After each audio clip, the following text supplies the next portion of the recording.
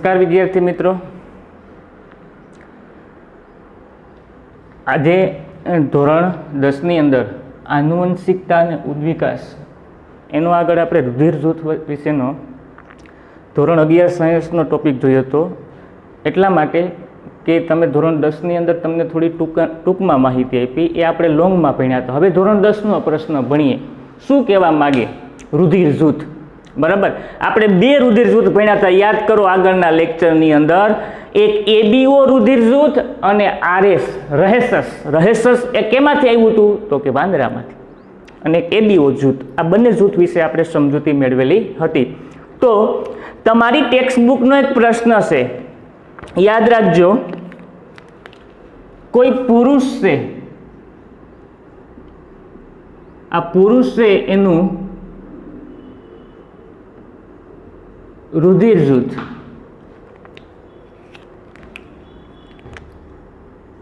એ છે, યાદ રાખજો। તો આપણે ઓ ને સર્વદાતા કહેતા હતા, એ બી ઓ કોનું રુધિર લઈ શકે એનું કોષ્ટક આપણે સમજૂતી માહિતી મેળવેલી હતી। નેક્સ્ટ માહિતી આપું છું કોઈ સ્ત્રીના રુધિર જૂથની।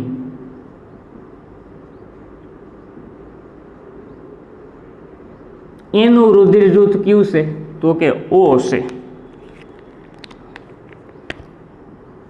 હવે પ્રજનનની પ્રક્રિયા દરમિયાન પ્રશ્ન છે, પ્રજનનની પ્રક્રિયા દરમિયાન પુરુષનું રુધિર જૂથ એ, સ્ત્રીનું રુધિર જૂથ એ, તો આ બંને વચ્ચેની પ્રજનનની પ્રક્રિયા દરમિયાન નવી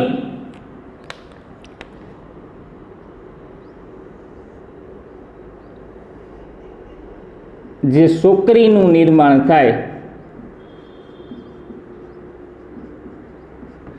તેમનું રુધિર જૂથ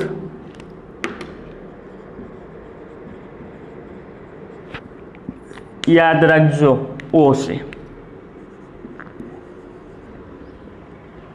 સમજ્યા તમે? પ્રશ્ન છે આ કે પુરુષનું રુધિર જૂથ એ, સ્ત્રીનું રુધિર જૂથ ઓ, એમાંથી જે છોકરીનું નિર્માણ થયું એનું રુધિર જૂથ ઓ છે।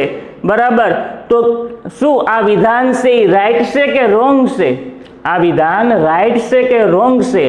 અને તેમ કહેવામાં આવે કે રુધિર જૂથ એ અથવા ઓ એ પ્રભાવી લક્ષણ છે। કેવું લક્ષણ છે તો કે પ્રભાવી। તમારા જવાબનું સ્પષ્ટીકરણ કરો। આપણે કહી શકીએ કે આ માહિતી છે એ પર્યાપ્ત એટલે કે રાઈટ નથી। બરાબર, આ માહિતી રોંગ છે। શા માટે તો કે આની અંદર પ્રજનનની પ્રક્રિયામાં નર અને માદા આ બંને ભાગ લીધો, તો તમને ખબર છે આનુવંશિક માહિતી મળે। મિત્રો, આનુવંશિક માહિતી કોને કહેવાય તો કે પિતૃના લક્ષણો અનુગામી પેઢીમાં સ્થળાંતર થવું। પિતૃના લક્ષણોનું અનુગામી પેઢીમાં શું થવું? સ્થળાંતર થવું। એ તમને ખબર છે, પિતૃ એટલે કોણ તો કે નર અને માદા, એટલે કે પુરુષ અને સ્ત્રી। આ બંનેના લક્ષણો શેમાં આવે તો કે અનુગામી નવી પેઢીમાં આવે। આ રુધિર જૂથ છે મિત્રો, એ કોના વડે નિયંત્રિત હોય? રુધિર જૂથ જનીન વડે નિયંત્રિત હોય છે। રુધિર જૂથ કોના વડે નિયંત્રિત હોય તો કે રુધિર જૂથ છે જનીન વડે નિયંત્રિત હોય, જે પિતૃમાંથી આનુવંશિક દ્વારા મળે। કોના દ્વારા મળે તો કે આનુવંશિક દ્વારા મળે। હવે પિતૃની બે નકલો છે।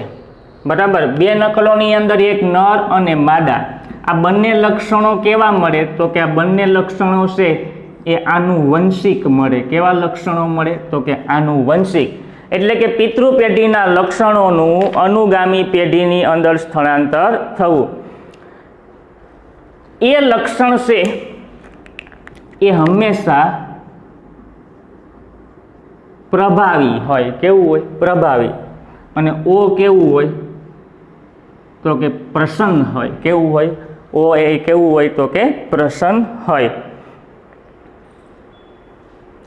આ બધી માહિતી છે એ કોના પરથી પ્રાપ્ત થાય તો કે આ બધી માહિતી છે એ જનીન બંધારણના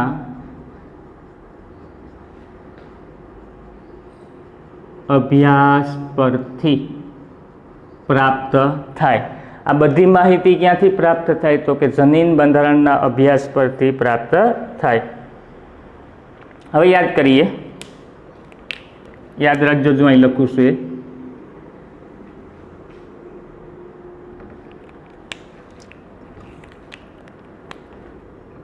એક, એ રુધિર જૂથ માટે પ્રભાવી જનીન IA। એ રુધિર જૂથ માટે પ્રભાવી જનીન કયું છે તો કે IA। લખતા જજો તમારી બુકમાં, એ રુધિર જૂથ માટે પ્રભાવી જનીન કયું છે તો કે IA। ઓ રુધિર જૂથ માટે, ઓ રુધિર જૂથ માટે પ્રભાવી જનીન કયું છે તો કે I છે। કયું છે તો કે I। હવે રુધિર જૂથની વાત કરીએ। રુધિર જૂથ કેટલા હતા?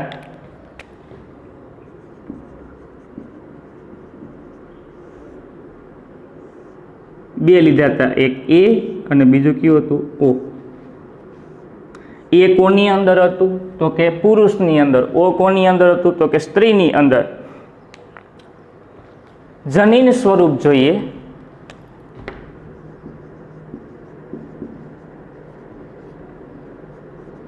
IA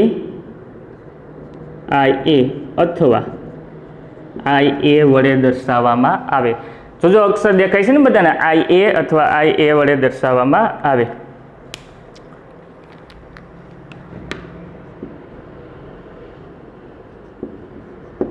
અને આ O। હવે યાદ રાખજો મિત્રો, હું જે અગત્યની બાબત તમને જે કહેવા માંગુ છું એનું દરેક વિદ્યાર્થીએ ખાસ ધ્યાન આપવાનું। કોણ હતા તો કે પુરુષ અને સ્ત્રી। પુરુષનું રુધિર જૂથ કયું હતું A, સ્ત્રીનું કયું હતું O। ખાસ ધ્યાન, પુરુષનું રુધિર જૂથ A, સ્ત્રીનું કયું હતું તો કે O। જનીન સ્વરૂપ IA અને સ્ત્રીની અંદર કયું હતું તો કે હા। હવે ખાસ ધ્યાન આપજો, હવે આમાંથી જે નવી પુત્રીનું નિર્માણ થાય, બરાબર, જે નવી પુત્રીનું નિર્માણ થાય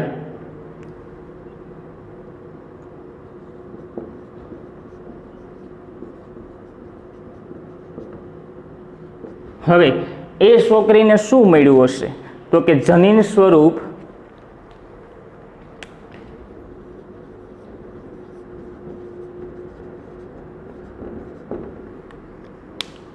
અને રુધિર જૂથ O। યાદ રાખજો, જનીન સ્વરૂપ અને રુધિર જૂથ છે એ બંને વિશે આપણે માહિતી મેળવી। પહેલેથી જો આખું કોષ્ટક છે કમ્પ્લીટ તમને સમજાવું, દરેક વિદ્યાર્થીનું ખાસ ધ્યાન। આપણે વાત કરતા હતા, પ્રશ્ન હતો આપણો કે કોઈ પુરુષનું રુધિર જૂથ A, સ્ત્રીનું રુધિર જૂથ કયું છે તો કે O। એમાંથી જે પુત્રીનું નિર્માણ થાય એનું રુધિર જૂથ O છે। આ વિધાન રાઈટ છે કે રોંગ? રોંગ છે। શા માટેનું કહું છું? A છે એ કેવું છે? પ્રભાવી। O કેવું છે? પ્રસન્ન। હવે આ બધા લક્ષણો નવા બાળકમાં આવે, બરાબર, તો એ કોના દ્વારા આવે તો કે આનુવંશિક દ્વારા આવે। આનુવંશિક, આનુવંશિક કોને કહેવાય તો કે પિતૃ પેઢીના લક્ષણોનું અનુગામી પેઢીમાં સ્થળાંતર થવું। પિતૃ પેઢીના લક્ષણોનું અનુગામી પેઢીમાં સ્થળાંતર થવું એ કેમ થાય એની માહિતી આપણે DNA, જનીન સ્વરૂપ, રંગસૂત્ર, આ બધી માહિતી આપણે મેળવી લીધી, અંતઃસ્ત્રાવ, બરાબર। હવે વાત કરો મિત્રો કે રુધિર જૂથ છે એ કોના વડે નિયંત્રિત હોય તો કે જનીન વડે હોય। જનીન એટલે શું યાદ કરો। હવે જો તમે આવા ત્રણ શબ્દ સાંભળેલા છે,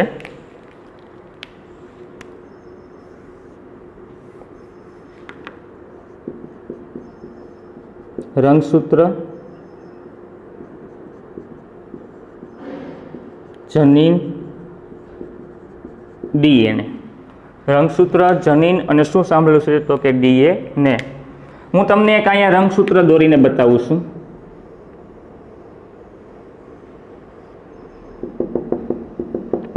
હવે આ એક રંગસૂત્ર છે. આ રંગસૂત્રમાં શું રહેલું હોય તો કે જનીન. રંગસૂત્રમાં શું રહેલું હોય તો કે જનીન. અને જનીન છે એ શેનો બનેલો હોય તો કે ડીએનએ. બરાબર, આગળ માહિતી ક્લિયર થઈ ગઈ. બરાબર, જનીન ક્યાંથી મળ્યું હતું તો કે પ્રજનનની પ્રક્રિયામાં નર અને માદા આ બંને પ્રજનનની પ્રક્રિયામાં ભાગ લેતા હતા. જો આ બંને પ્રજનનની પ્રક્રિયામાં ભાગ લે તો બેયનો ડીએનએ મળે. બરાબર, આ બેયનો ડીએનએ મળે તો એ બધું કોના વડે નિયંત્રિત છે તો કે જનીન વડે નિયંત્રિત છે. હવે આ બધો અભ્યાસ છે કોના પરથી પ્રાપ્ત થાય તો કે જનીન બંધારણના અભ્યાસ પરથી પ્રાપ્ત થાય. હવે એ રુધિર જૂથ માટે પ્રભાવી જનીન, એ રુધિર જૂથ માથે પ્રભાવી જનીન એટલે કયું છે તો કે IA, અને ઓ રુધિર જૂથ માટે પ્રભાવી જનીન કયું છે તો કે I. હવે યાદ રાખો, રુધિર જૂથ એ અને ઓ, એ એટલે કોણ તો કે પુરુષ અને ઓ એટલે કોણ તો કે સ્ત્રી. હવે એનું જનીન સ્વરૂપ કયું હોય, અથવા IA વડે દર્શાવાય અથવા IA. આપણે IA સ્વરૂપે દર્શાવો તો એ કોઈ પ્રશ્ન નથી. હવે આ ઓ રુધિર જૂથ છે એ કોના વડે દર્શાવાય તો કે ડબલ I વડે. હવે જોજો, પુરુષ અને સ્ત્રી બેયના રુધિર જૂથ એ અને ઓ એના જનીન સ્વરૂપો છે I અને ડબલ I. હવે જે નવી છોકરીનું નિર્માણ થાય, બરાબર, એનું જનીન સ્વરૂપ કયું છે જોજો, એનું જનીન સ્વરૂપ I એટલે કોનું મળ્યું તો કે સ્ત્રીનું મળ્યું, અને રુધિર જૂથ કયું છે તો કે O. તો એનો મતલબ એવો નથી કે કોઈ પણ બાળક છે એ બાળક નિર્માણ પામે તો એને રુધિર જૂથ માત્ર એની માતાનું જ મળે, એ વસ્તુ ખોટી છે. એના પિતાનું પણ મળે. પણ આ તો તમને પ્રશ્ન આપ્યો છે કે આને રુધિર જૂથ એની માતાનું મળ્યું. કોનું મળ્યું તો કે માતાનું મળ્યું. બરાબર, તો એનું જનીન સ્વરૂપ કયું છે પણ એની માહિતી આપી દીધી, એનું રુધિર જૂથ કયું છે એની પણ તમને માહિતી આપી દીધી. તો હવે આ રુધિર જૂથ છે એ પ્રશ્ન છે એ ખૂબ જ અગત્યનો અને સરળ પ્રશ્ન હતો. તો આ પ્રશ્ન છે વિદ્યાર્થી મિત્રો એ તમારી નોટબુકમાં લખી લેજો. આ ક્યારેય પૂછાતો નથી અને પૂછાય પણ, એટલે આપણે એને કરી લેવો એ ખૂબ જ જરૂરી છે. તો વિદ્યાર્થી મિત્રો, હું આશા રાખું છું કે દરેક વિદ્યાર્થીને આ પ્રશ્ન સમજાઈ ગયો હશે. આ તમારી નોટબુકની અંદર ડ્રો કરીને રાખજો.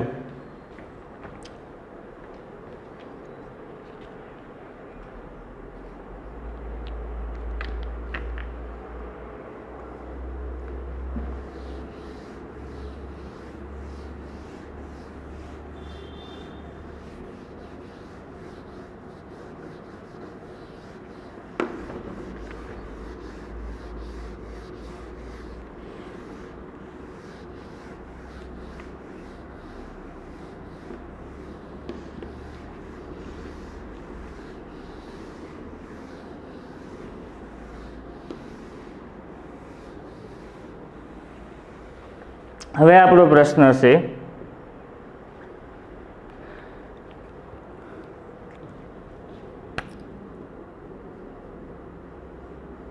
જીવની ઉત્પત્તિ અંગે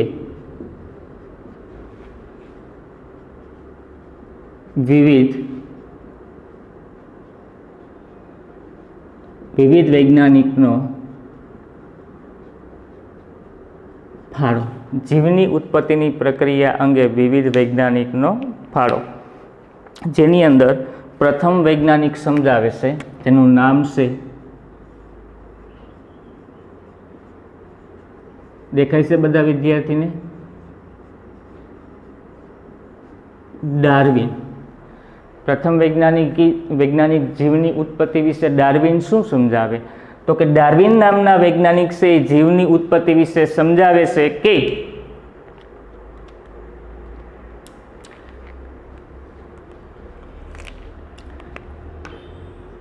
સરળ સ્વરૂપમાંથી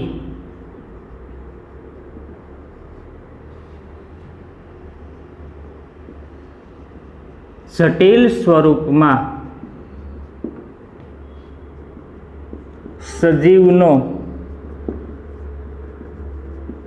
ઉદવિકાસ કેવી રીતે થયો? સરળ સ્વરૂપમાંથી જટિલ સ્વરૂપમાં સજીવોનો ઉદવિકાસ કેવી રીતે થયો એવું કોણ સમજાવે? તો કે ડાર્વિન નામના વૈજ્ઞાનિક. ડાર્વિનના આ સિદ્ધાંતને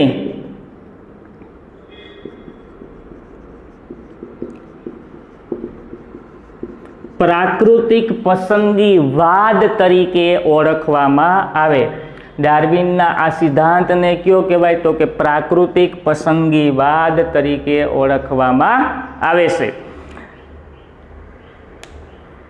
પરંતુ આ ડાર્વિન છે એ પૃથ્વી પર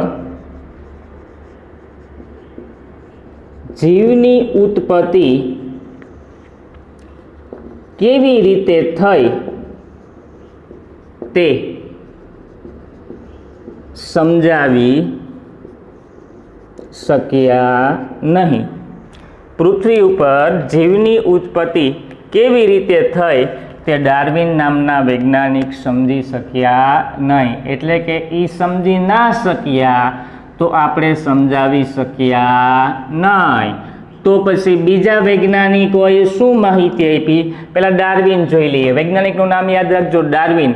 તે સરળ સ્વરૂપમાંથી જટિલ સ્વરૂપમાં સજીવોનો ઉદવિકાસ કેવી રીતે થયો એની સમજૂતી કોણ આપે? ડાર્વિન. જેથી ડાર્વિનના આ સિદ્ધાંતને પ્રાકૃતિક પસંદગીવાદ કહેવાય. શું કહેવાય? પ્રાકૃતિક પસંદગીવાદ. આ ડાર્વિન છે એ પૃથ્વી પર જીવની ઉત્પત્તિ કેવી રીતે થઈ તે સમજાવી શક્યા નહીં. Number 2, JBS હાલ્ડેન. વૈજ્ઞાનિક કોણ હતા? તો કે JBS હાલ્ડેન. હવે JBS હાલ્ડેન શું સમજાવે?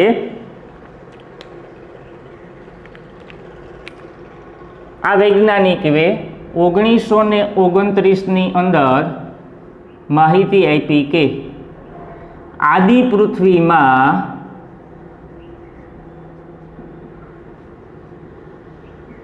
હાજર રહેલા અકાર્બનિક અણુમાંથી જીવની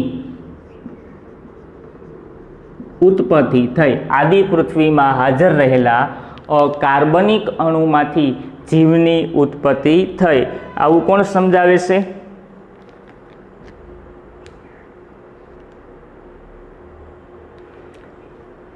તો કે JBS હાલ્ડેન. ક્યારે? તો કે 1929ની અંદર એને માહિતી આપી હતી. ત્યારબાદ JBS હાલ્ડેને બીજું શું કીધું હતું? તો કે JBS હાલ્ડેને બીજી માહિતી આપી કે પૃથ્વીના આદિ વાતાવરણમાં જીવ માટે જરૂરી કેટલાક કાર્બનિક અણુઓનું સંશ્લેષણ થયું. આદિ પૃથ્વીના નિર્માણ માટે જરૂરી કાર્બનિક અણુનું સંશ્લેષણ થયું. આદિ પૃથ્વીમાં નિર્માણ માટે જરૂરી કાર્બનિક અણુનું શું થયું? તો કે સંશ્લેષણ. સૌપ્રથમ પ્રાથમિક જીવ રાસાયણિક સંશ્લેષણ દ્વારા ઉત્પન્ન થયો. પ્રાથમિક જીવ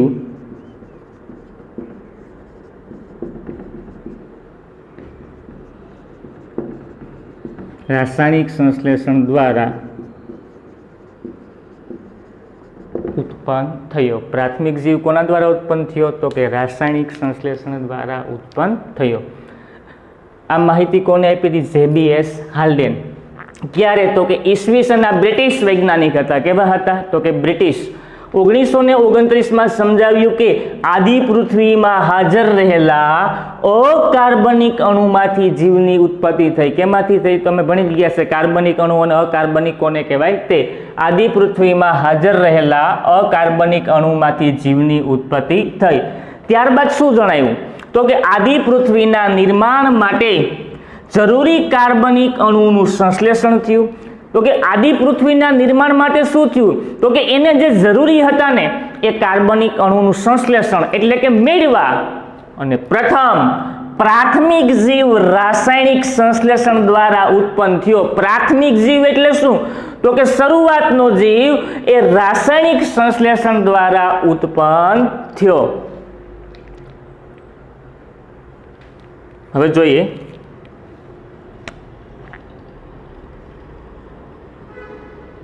સ્ટેનલી એસ મિરલ અને હેરાલ્ડ સી ઉરે.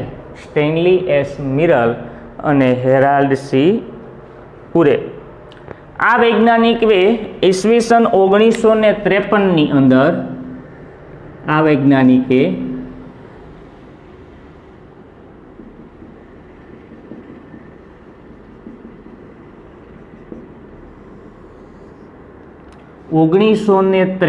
ની અંદર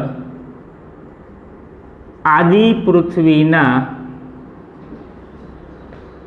વાતાવરણ જેવું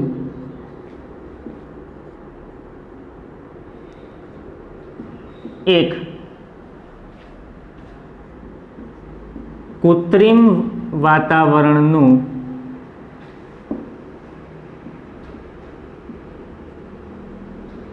નિર્માણ કર્યું. આ વૈજ્ઞાનિકે આદિ પૃથ્વીના વાતાવરણ જેવું એક કૃત્રિમ વાતાવરણનું નિર્માણ કર્યું. હવે આ પ્રયોગ આપણે સમજવાનો છે. આ પ્રયોગ છે આપણે દોરતા નથી, એ સિમ્પલ છે, તમને એક્ઝામની અંદર પણ પૂછાતો નથી, બરાબર. તો આદિ પૃથ્વીના વાતાવરણ જેવું એને નિર્માણ કર્યું. તો એની અંદર કયા કયા વાયુ લીધા? Ammonia, methane, hydrogen.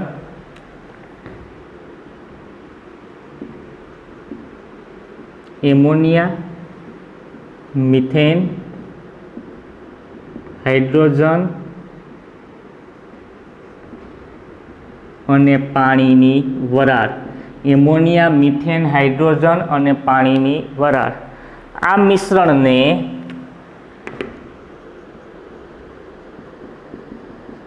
-100 કરતાં ઓછા તાપમાને ગરમ કર્યું. આ મિશ્રણને 100 કરતાં ઓછા તાપમાને ગરમ કર્યું અને આ વાયુમાં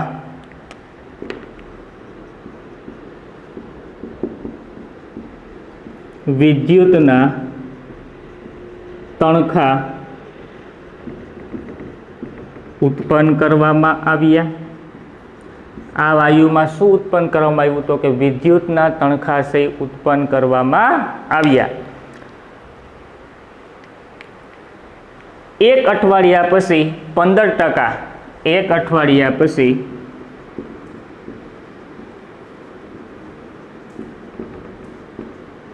15% કાર્બનિક સંયોજનો જોવા મળ્યા. એક અઠવાડિયા પછી શું જોવા મળ્યું? તો કે 15% કાર્બનિક સંયોજનો છે રૂપાંતરિત થયા. તેમાં પ્રોટીનનું નિર્માણ કરતા, અહીં લખું છું, આ ટોપિક યાદ રાખજો. તેમાં પ્રોટીનનું નિર્માણ કરતા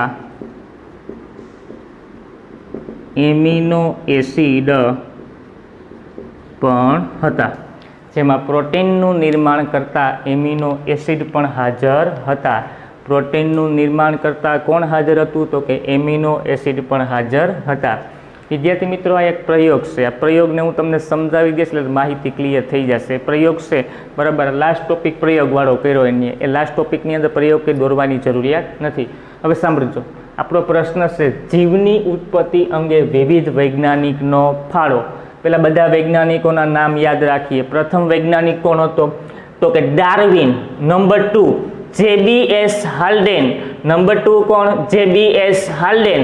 નંબર 3 સ્ટેનલી એસ મિરલ અને હેરાલ્ડ સી ઉરે. સ્ટેનલી એસ મિરલ અને હેરાલ્ડ સી ઉરે. આ 3 વૈજ્ઞાનિકોએ પૃથ્વીનું નિર્માણ કેવી રીતે થયું એના વિશે સમજૂતી આપી. પ્રથમ ડાર્વિને શું કીધું તો કે સરળ સ્વરૂપમાંથી જટિલ સ્વરૂપમાં સજીવોનો ઉદ્વિકાસ કેવી રીતે થયો. હવે સામાન્ય બાબતમાંથી જટિલ સ્વરૂપમાં આ પૃથ્વી પરનો સજીવ છે એનો ઉદ્વિકાસ કેવી રીતે થયો એ કોને સમજાયું તો કે ડાર્વિન નામના વૈજ્ઞાનિકે. ડાર્વિનના આ સિદ્ધાંતને પ્રાકૃતિક પસંદગીવાદનો સિદ્ધાંત કહેવાય. ડાર્વિનના આ સિદ્ધાંતને શું કહેવાય તો કે પ્રાકૃતિક પસંદગીવાદનો સિદ્ધાંત તરીકે ઓળખવામાં આવે છે. પૃથ્વી પર જીવની ઉત્પત્તિ કેવી રીતે થઈ તે ડાર્વિન સમજાવી શક્યો નહીં. આ પૃથ્વી ઉપર જીવની ઉત્પત્તિ કઈ રીતે થઈ તે ડાર્વિન નામનો વૈજ્ઞાનિક સમજાવી શક્યો નહીં. હવે કોણ આવશે? Number 2 JBS હાલ્ડેન. નામ યાદ રાખજો, JBS હાલ્ડેન. ક્યારે આને સંશોધન કર્યું હતું તો કે ઈસવીસન 1929માં.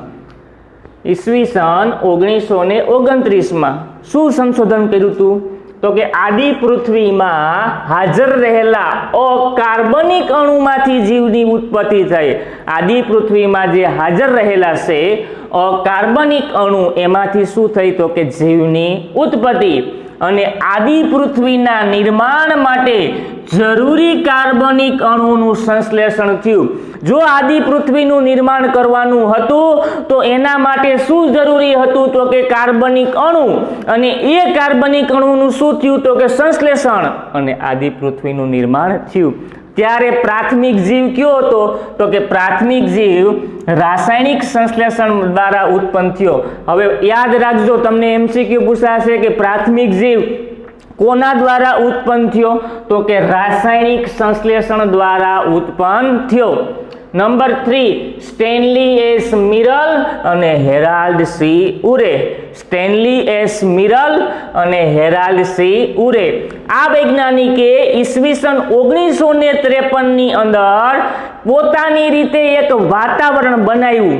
પેલા આદિ પૃથ્વીના વાતાવરણ જેવું જ વાતાવરણ બનાવ્યું જેનું નામ છે કૃત્રિમ વાતાવરણ. કેવું વાતાવરણ? કૃત્રિમ. અને આ વાતાવરણ છે એ આદિ પૃથ્વીના વાતાવરણ જેવું જ બનાવ્યું એટલા માટે આને કૃત્રિમ વાતાવરણ. કૃત્રિમ વાતાવરણ શા માટે કીધું તો કે એને પોતાની રીતે બનાવ્યું એટલા માટે, એટલે કૃત્રિમ વાતાવરણનું નિર્માણ કર્યું. હવે એની એક પાત્રની અંદર હું અહીં લખું છું એમોનિયા, મિથેન, હાઇડ્રોજન અને પાણીની વરાળ લીધી. આ સૂત્ર છે બધા, એમોનિયા, મિથેન, હાઇડ્રોજન અને પાણીની વરાળ. હવે આ પાત્રને 100 સેલ્સિયસ કરતા ઓછા તાપમાને શું કર્યું તો કે ગરમ. આ પાત્રને 100 સેલ્સિયસ કરતા ઓછા તાપમાને ગરમ કર્યું. ગરમ કરતા શું જોવા મળ્યું તો કે આ વાયુમાં વિદ્યુતના તણખા ઉત્પન્ન કરવામાં આવ્યા. બરાબર. આમાં શું થયું તો કે વિદ્યુતના તણખા ઉત્પન્ન થયા. કોના તણખા તો કે વિદ્યુતના. અને એના 1 અઠવાડિયા પછી કાર્બનિક સંયોજનો જોવા મળ્યા. શું જોવા મળ્યું? કાર્બનિક સંયોજનો. 1 અઠવાડિયા પછી આ પ્રયોગની અંદર શું જોવા મળ્યું તો કે કાર્બનિક સંયોજનો. તેમાં પ્રોટીનનું નિર્માણ કરતા એમિનો એસિડ પણ હતા. જે પ્રોટીનનું નિર્માણ કરે એવા એમિનો એસિડની પણ આમાં હાજરી હતી. વિદ્યાર્થી મિત્રો ફરીથી કરાવું છું. સ્ટેનલી એસ મિરલ અને હેરાલ્ડ સી ઉરે આ વૈજ્ઞાનિકે 1953ની અંદર આદિ પૃથ્વીના વાતાવરણ જેવું એક કૃત્રિમ વાતાવરણનું નિર્માણ કર્યું. કેવું વાતાવરણ તો કે કૃત્રિમ વાતાવરણનું નિર્માણ કર્યું જેની અંદર એમોનિયા, મિથેન, હાઇડ્રોજન અને પાણી છે એ બધાને એક પાત્રમાં ભેગા કર્યા. આ પાત્રને મિશ્રણ 100 સેલ્સિયસ કરતા ઓછા તાપમાને ગરમ કર્યું. ત્યારે તેમાં આ વાયુમાં વિદ્યુતના તણખા ઉત્પન્ન થયા. વિદ્યુતના તણખા ઉત્પન્ન થયા એના 1 અઠવાડિયા પછી 15% કાર્બનિક સંયોજનો ધરાવતા અણુ મળ્યા. આ પ્રક્રિયાની અંદર પ્રોટીનનું નિર્માણ કરતા એમિનો એસિડ પણ હતા. પ્રોટીનનું નિર્માણ કરતા કોણ હતા તો કે એમિનો એસિડ. તો વિદ્યાર્થી મિત્રો, આ બધા વિદ્યાર્થીઓએ પ્રશ્ન અગત્યનો, તમારા નોલેજ માટે અગત્યનો. આ પૂછાય કે ના પૂછાય એક્ઝામમાં, પણ આ બધા વિદ્યાર્થીએ કરી લેવાનું છે, કારણ કે તમારા નોલેજ માટે ઉપયોગી છે કે પ્રથમ કયો જીવ આવ્યો, કયા વૈજ્ઞાનિકનો કેવો ફાળો હતો, કયા વૈજ્ઞાનિકે સરળ સ્વરૂપમાંથી જટિલ સ્વરૂપ આપ્યું, કયા વૈજ્ઞાનિકે એમ કીધું કે અકાર્બનિક અણુમાંથી જીવની ઉત્પત્તિ થઈ, કયા વૈજ્ઞાનિકે પોતાના જેવું વાતાવરણ બનાવ્યું.